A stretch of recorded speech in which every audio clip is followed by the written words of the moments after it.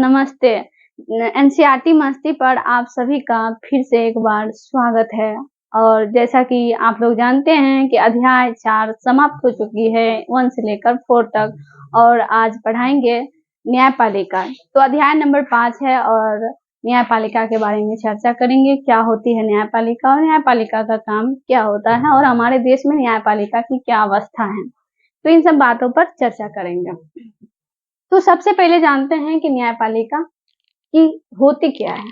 तो न्यायपालिका का काम होता है न्याय करना। क्या होता है? न्याय करना। सोचिए, अगर हमारे देश में न्यायपालिका नहीं होगा तो न्याय करने वाला कोई नहीं होगा, तो सभी अपराधी हो जाएंगे। सभी नहीं होंगे, अधिकांश अपराधी हो जाएंगे, और जिससे मनुष्य के लिए तो क्या, पूरे जीव के लिए खतरा हो सकता है। तो न्यायपालिका होना हमारे देश में बहुत ही अच्छी बात है। ठीक है, तो न्यायपालिका का काम हमने जाने कि न्याय करना। अब जानते हैं कि न्यायपालिका का कार्य क्या होता है। कार्य माने काम, कार्य माने काम, यानी कि न्यायपालिका का काम क्या होता है। तो विवादों का निपटारा। कैसा विवाद? चलिए देखते हैं विवादों का निपटारा।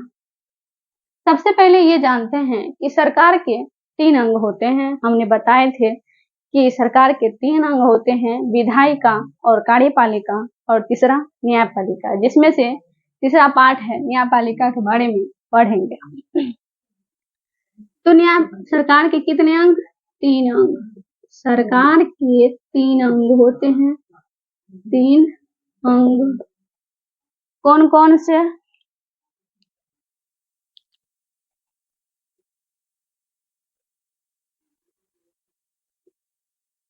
विधायिका, विधायिका, विधायिका और दूसरा कार्यपालिका,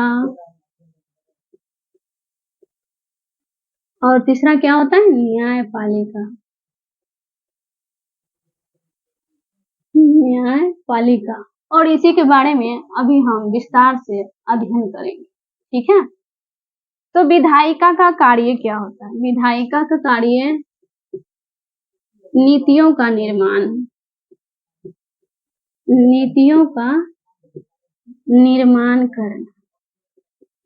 नीति माने नियम, नीति माने नियम या कानून। तो हमने कल बताए थे कानून क्या होती है, तो बताए थे कि नियमों को, समूह को कानून कहते हैं।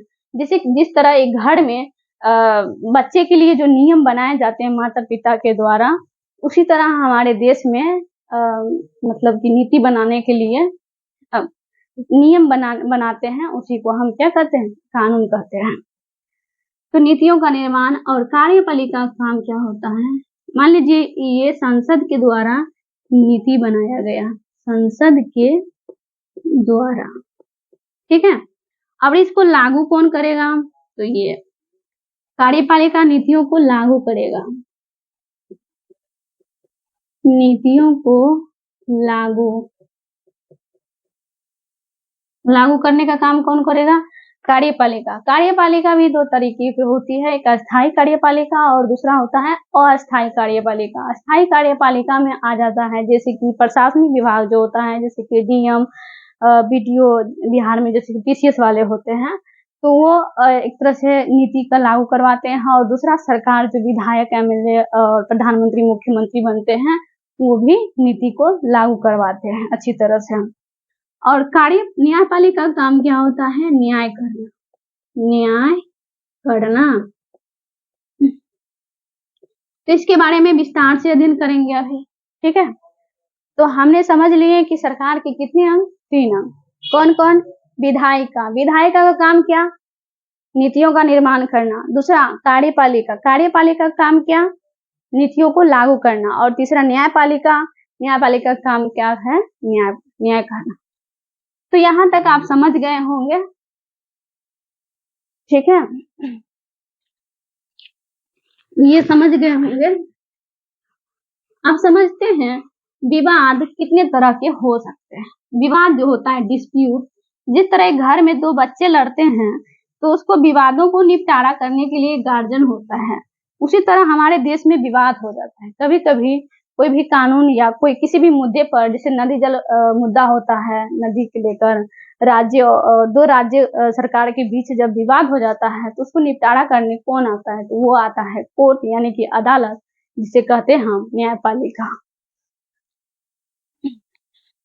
विवादों का निपटारा इसमें हो सकता है केंद्र व राज्य सरकार के बीच, केंद्र व राज्य के बीच भी हो सकता है, और कभी कभी नागरिक प्लस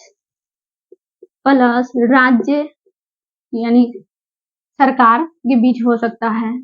कभी कभी दो राज्यों के बीच हो सकता है, राज्य प्लस राज्य। केंद्र और राज्य में मान लीजिए कोई झगड़ा हो जाता है, जैसे कि किसी राज्य का मुख्यमंत्री बोल रहा है कुछ और केंद्र का जो होता है मुखिया प्रधानमंत्री, वो उसका कहना कुछ और है, दोनों में विवाद हो जाते हैं। जिस विवाद का हल कहाँ होता है, तो ये विवाद का हल होता है किसके द्वारा, न्यायपालिका के द्वारा। कौन हल करता है, न्यायपालिका।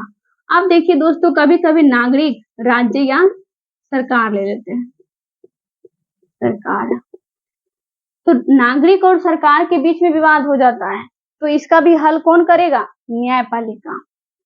कौन करेगा हल, न्यायपालिका। और कभी कभी राज्य और राज्य, मान लीजिए ये तमिलनाडु है, तमिलनाडु राज्य है जिसे हम प्रांत कहते हैं, ये भी ये राज्य मान लीजिए कर्नाटक है, ठीक है। और यहाँ से एक नदी बहती है, ठीक है। इस नदी का नाम मान लेते हैं, उसे रियल नहीं बता रहे, मान लेते हैं कावेरी है, कावेरी। और यहाँ के मुख्यमंत्री, दोनों मुख्यमंत्री,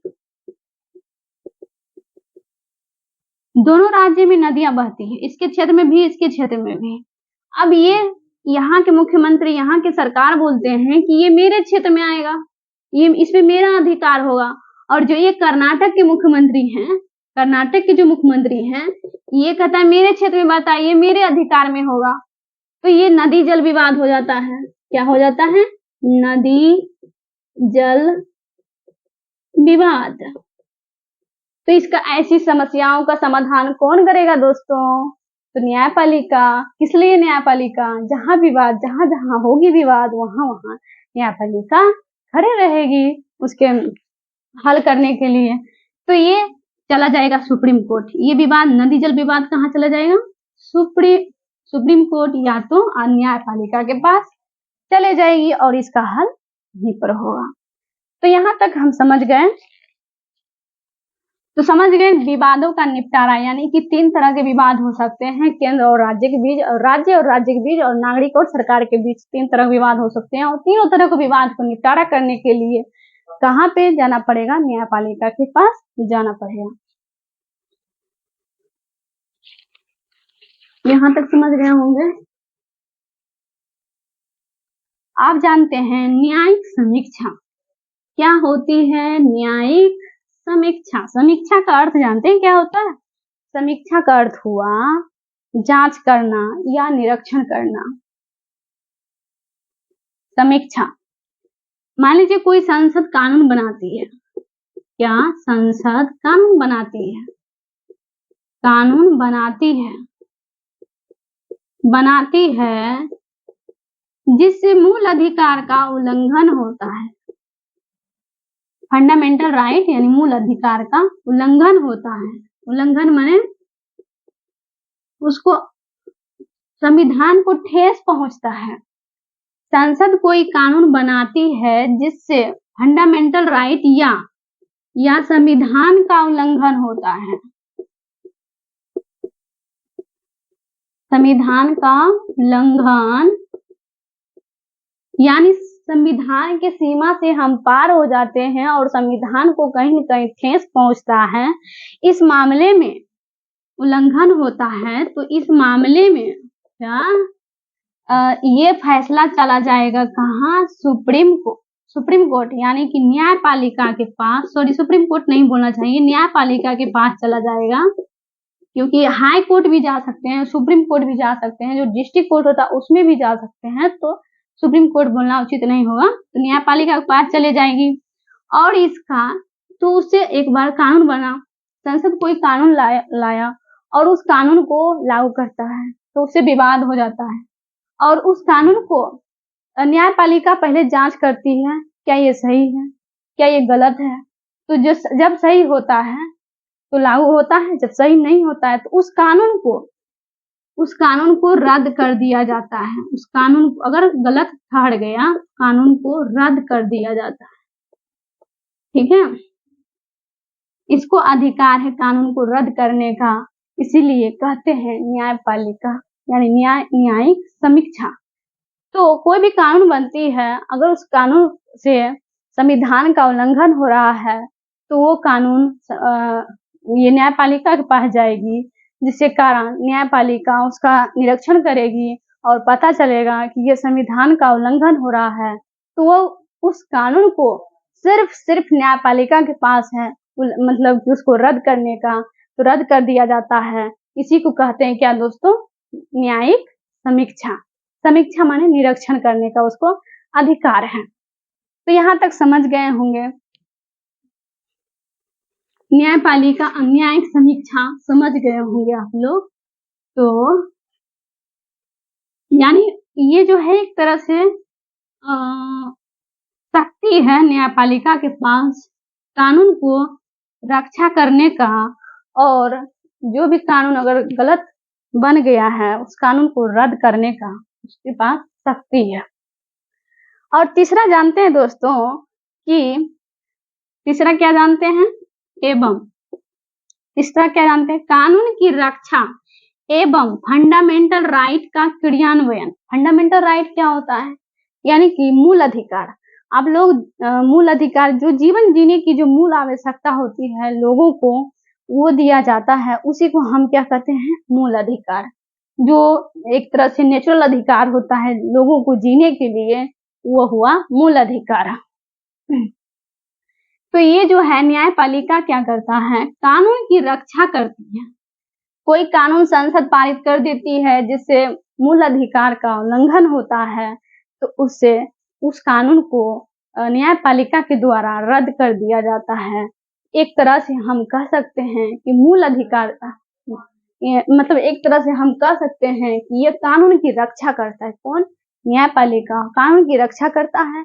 क्रियान्वयन का अर्थ क्या होता है, क्रियान्वयन का अर्थ होता है लागू करवाना। कोई भी कानून लागू नहीं हो रहा अच्छे तरह से कार्यपालिका के द्वारा, तो वो ऑर्डर देता है न्यायपालिका कि उस कानून को लागू किया जाए, उसे कहते हैं क्रियान्वयन। क्रियान्वयन अच्छी तरह से लागू करना। ठीक है, तो आगे हम पढ़ते हैं, फिर दूसरा टॉपिक है।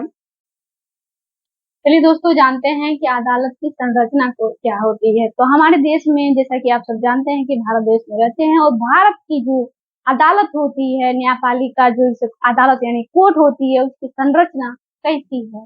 तो संरचना देखते हैं कितना इसका स्तर है संरचना का। ये मान लीजिए बनाए हैं तो त्रिभुज, लेकिन इसको हम थोड़ा अदालत की संरचना के मद्देनजर देखते हैं। यहाँ मान लीजिए ये ग्रामीण अदालत है। क्या है, ग्रामीण अदालत। ये हो गया क्या, जिला अदालत। जिला अदालत यानी डिस्ट्रिक्ट कोर्ट। ये हो गया राज्य अदालत। ये हो गया केंद्र अदालत। केंद्र माने देश, केंद्र माने क्या, देश। केंद्र अदालत, सॉरी, केंद्र या देश अदालत। तो हमारे देश में 4 स्तर की अदालतें होती है। पहले होता है ग्राम स्तर की, ग्राम उतना नहीं चलता है लेकिन ज्यादातर डिस्ट्रिक्ट स्तर की, उसके बाद फिर राज्य स्तर की, और तीसरी बार यानी कि केंद्र स्तर की जो अदालत होती है। तो ये जो है, कोई भी व्यक्ति जिला अदालत यानी कि डिस्ट्रिक्ट कोर्ट, ठीक। उसके बाद राज्य अदालत यानी कि हाई कोर्ट, जिसे इंग्लिश में क्या कहते हैं, हाई कोर्ट, एचसी। और ये केंद्र या देश अदालत, इसको क्या कहते हैं, एफसी माने सुप्रीम कोर्ट, एफसी माने सुप्रीम कोर्ट। तो कोई भी व्यक्ति को अगर कोई केस करना है किसी व्यक्ति पर, तो सबसे पहले कौन से अदालत में जाएगा, तो सबसे पहले ये व्यक्ति कौन से अदालत में जाएगा किसी भी केस को लेकर, तो ये सबसे पहले जाएगा ग्रामीण अदालत में। तो ग्रामीण अदालत इसको सुनवाई अच्छे तरह से फैसला नहीं करेगा, तो फिर उस केस को ये चाहेगा तो फिर ये जा सकता है कहाँ, जिला अदालत यानी कि डिस्ट्रिक्ट कोर्ट में। फिर इसके माध्यम से फिर इसे लगता है कि गलत फैसला सुना दिया गया, इसको लगता है कि वो जो फैसला सुनाया गया वो उससे संतुष्ट नहीं होता है, तो वो फिर कहाँ चला जाता है, ये राज्य अदालत यानी एचसी, हाई कोर्ट जो होता है, उच्च न्यायालय जो होता है, वहां चले जाते हैं। फिर इसे लगता है कि फिर इसे यहाँ पे अच्छा न्याय नहीं मिलता है, तो फिर ये कहाँ चला जाता है, सुप्रीम कोर्ट यानी कि एससी।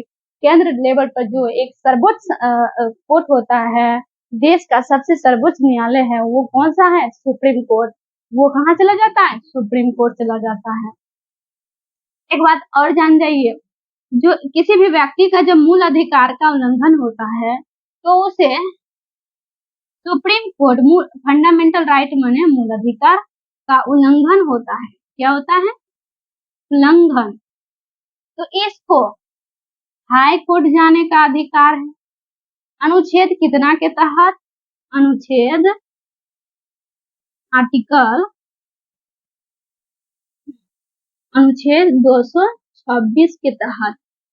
अगर फिर भी इसको लगता है कि नहीं मेरा मूल अधिकार का उल्लंघन हो रहा है और उच्च न्यायालय यानी कि हाई कोर्ट जो होता है वो कोई सुनवाई नहीं कर रहा है, तो ये कहाँ जाएगा बचेगा, इसको जाने का अधिकार है सुप्रीम कोर्ट, जो देश का सर्वोच्च अदालत होता है, वहां जाने का अधिकार है इस अनुच्छेद के तहत।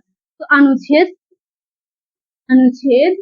32 के तहत आप लोग जानते हैं कि अनुच्छेद फंडामेंटल राइट कहाँ से 12 से लेकर अनुच्छेद 35 तक है वर्णन, जिसमें से अनुच्छेद 32 फंडामेंटल राइट के अंतर्गत ही आ जाता है। तो इसको कहाँ जाने का, इसको सीधे जो फंडामेंटल राइट का उल्लंघन होने पर कहाँ जाने का अधिकार है, सुप्रीम कोर्ट, इस अनुच्छेद के तहत, 32 अनुच्छेद के तहत। तो आपको एग्जाम में पूछा जाएगा कि किसी भी व्यक्ति को मूल अधिकार उल्लंघन होने पर सुप्रीम कोर्ट जाने का अधिकार किस अनुच्छेद में है, अनुच्छेद 32 यानी कि 32।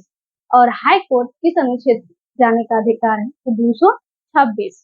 ठीक है दोस्तों, तो आप समझ गए होंगे कि अदालत जो होती है ये 3 स्तर की मुख्यतः होती है। तो जिसमें अपील मतलब जो अपनी केस जो लेके जाते हैं, तो अपील सबसे पहले ग्रामीण अदालत में करना पड़ता है, उसके बाद जिला अदालत, उसके बाद राज्य अदालत, उच्च न्यायालय, उसके बाद सर्वोच्च न्यायालय जो होता है उसमें करना पड़ता है।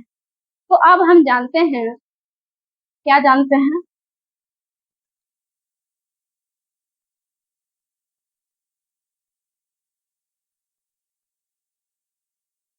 स्लो पढ़ा रही हूँ, थोड़ा लिख लिख के पढ़ा रही हूँ इसलिए स्लो चल रहा है। अब क्या पढ़ेंगे, अब पढ़ेंगे 2 तरह की अपराधें होती है, या कितने तरह के अपराध होते हैं, 2 तरह की अपराध जो होती है,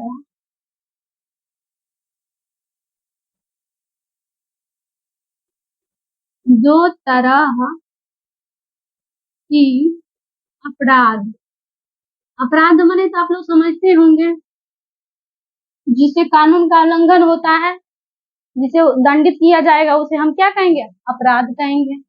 किसी को हानि पहुंचाता है किसी व्यक्ति को, उसे क्या कहेंगे, अपराध कहेंगे। तो 2 तरह की अपराध होती है। पहला क्या होता है, फौजदारी कानून,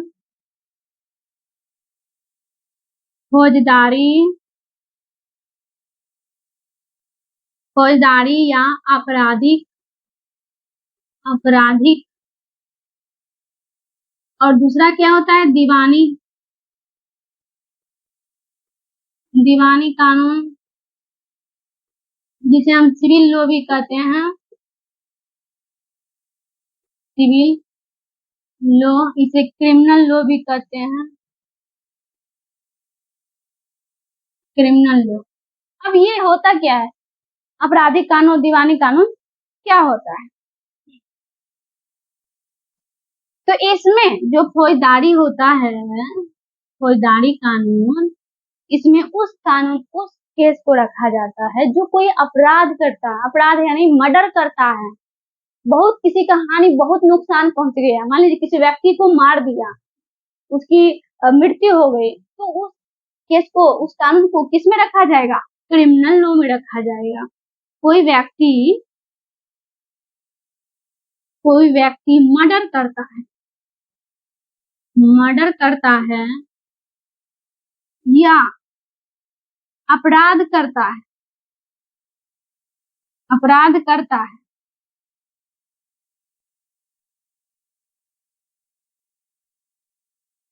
अपराध करता है, या किसी को दहेज के लिए प्रचारित किया जाता है, उसे मतलब एक तरह से शोषण, दहेज के लिए शोषण, दहेज के लिए शोषण करता है, शोषण करता है। तो ये सब मामला कौन से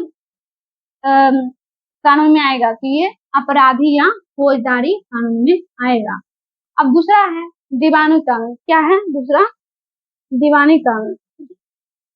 तो ये जो बहुत ही गहरे किस्म की जो अपराध होता है समाज में, बहुत ही दर्दनाक होता है, उसे ही हम फौजदारी कानून कहेंगे या आपराधिक कानून कहेंगे। और दूसरा है दीवानी कानून, यानी कि एक तरह से उतना मतलब अपराध इसमें नहीं रखा जाता है, मतलब जो नॉर्मल होती है, जैसे कि जमीन वाला केस होता है, या एक कॉमन केस जो होता है, एक तरह से जो लीगल सिस्टम, संपत्ति का जो अधिकार होता है, ये सब किसमें आता है? दीवानी कानून में। तो दीवानी कानून में क्या होता है? हमने जाने कोई व्यक्ति मर्डर करता है या अपराध करता है दहेज के लिए या शोषण करता है, तो उसे कौन से कानून रखेंगे? आपराधिक कानून में और दीवानी कानून में। जैसे कि संपत्ति का अधिकार, संपत्ति का अधिकार को लेकर जो विवाद होता है, वो कौन से कानून देखेगा? तो दीवानी कानून के तहत। और या जमीन के मामले जो होते हैं, जमीन के मामले के लेकर जो कोई केस होता है, उसे कौन से देखेगा? वो देखेगा दीवानी सिविल लॉ के तहत। तो हमने यहाँ तक जाने, उसके बाद अब चर्चा करेंगे। आप लोग समझ गए होंगे फौजदारी और दीवानी कानून क्या होता है। फौजदारी में सीधा सा अर्थ हुआ जो अपराध करता है, गहरे किस्म का मर्डर करता है, उसे क्या कहेंगे? आपराधिक या फौजदारी। और जिसमें नॉर्मल सा अपराध करता है, जैसे कि किसी को बुराई करना या जमीन को लेकर जो विवाद होता है, केस होता है वो, और या संपत्ति के अधिकार को लेकर, तो उसे रखेंगे सिविल लॉ में। यहाँ तक समझ गए होंगे आप लोग। अब चर्चा करेंगे स्वतंत्र न्यायपालिका के बारे में। क्या चर्चा करेंगे? स्वतंत्र न्यायपालिका के बारे में।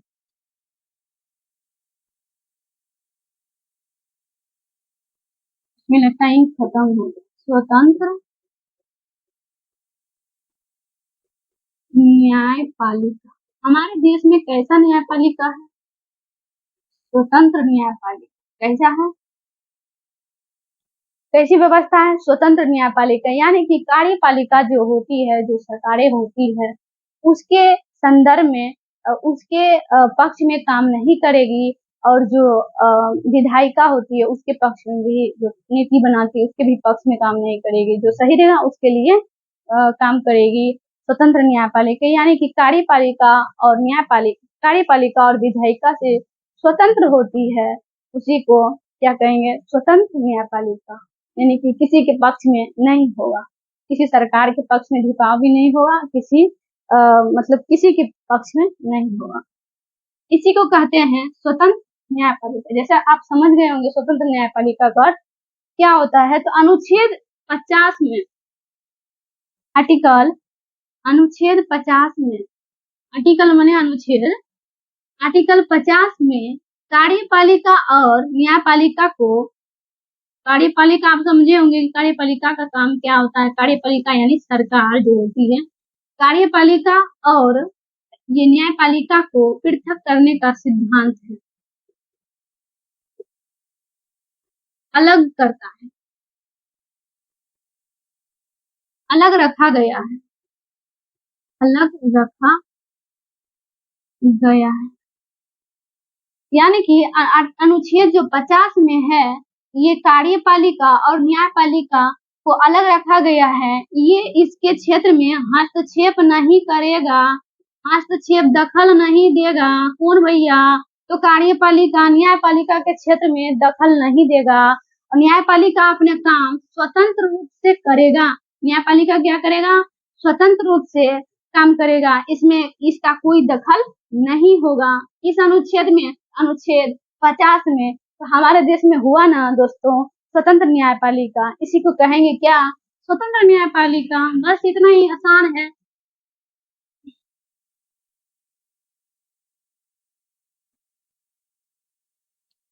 आप जानते हैं, देखते हैं चैप्टर आगे क्या है।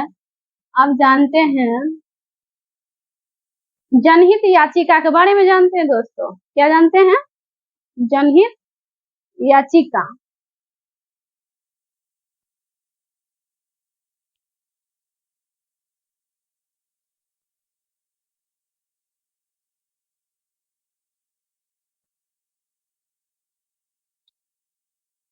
जनहित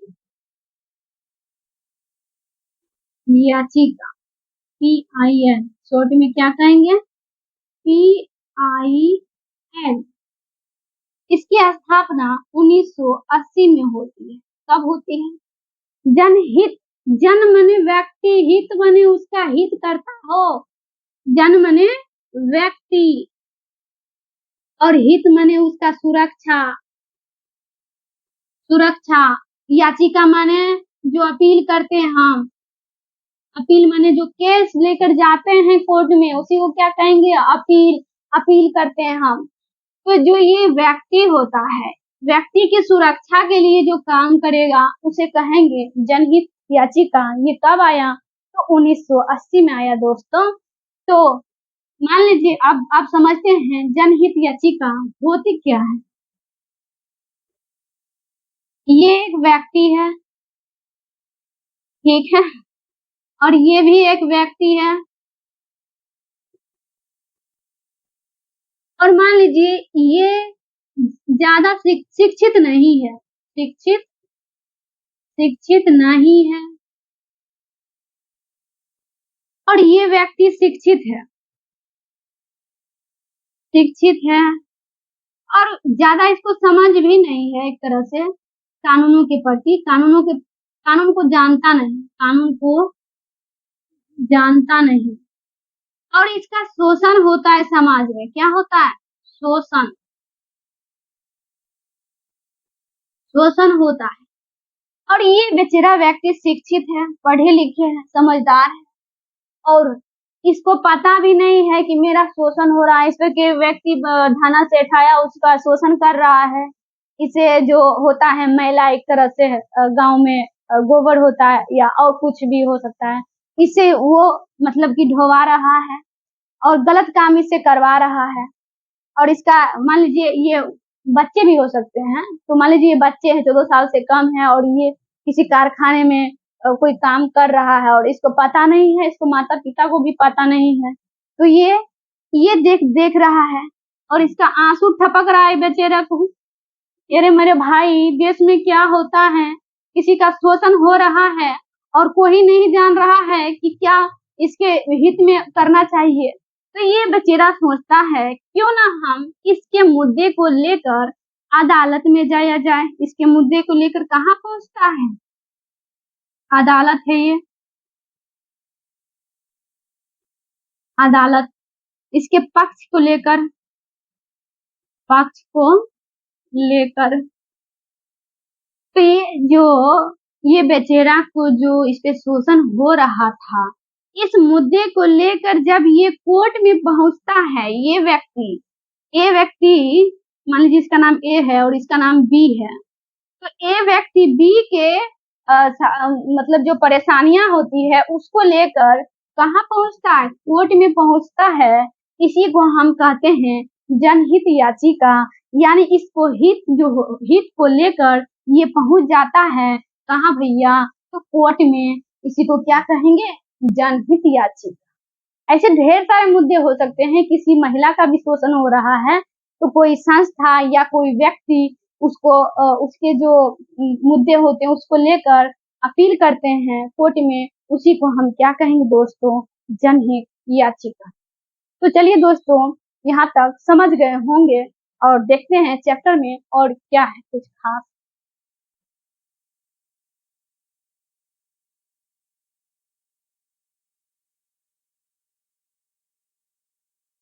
चलिए यहीं तक रखते हैं, ज्यादा कुछ खास है नहीं चैप्टर में।